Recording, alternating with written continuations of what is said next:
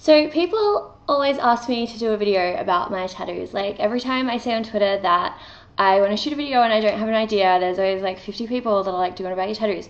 So fine, here it is. As you probably noticed, I don't really talk about my tattoos a whole lot online, and that's because it tends to encourage people to ask me about them even more. And I know that this is going to piss people off because it always does, but seriously, tattoo talk is so fucking boring. Like, I get it when they're new, it's exciting and you want to talk about them all the time, or if you don't really have very many, it's still kind of fun, but like after a few years you get sick of answering the same questions. Yes, they hurt. No, I don't just go to one artist, and no, I don't really want to have a 15-minute conversation about your future tattoo plans while I'm at the pharmacy picking up my birth control pill.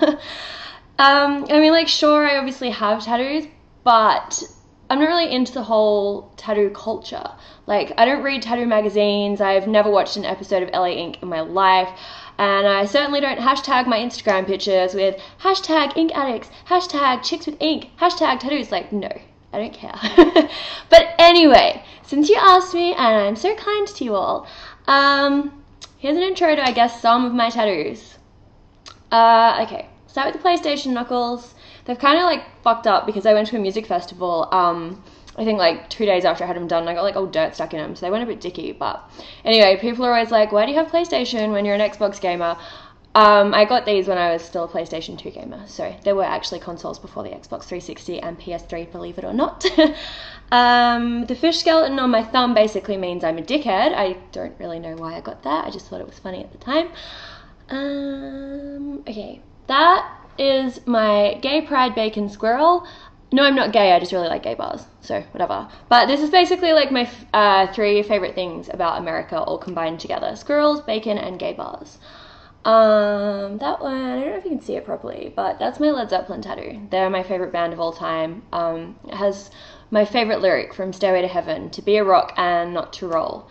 Stairway to Heaven isn't my favorite Zeppelin song of all time, but my favorite song didn't really have any prolific lyrics that I wanted to get tattooed because I didn't really think, oh, you don't have to go, oh, was gonna really look very good.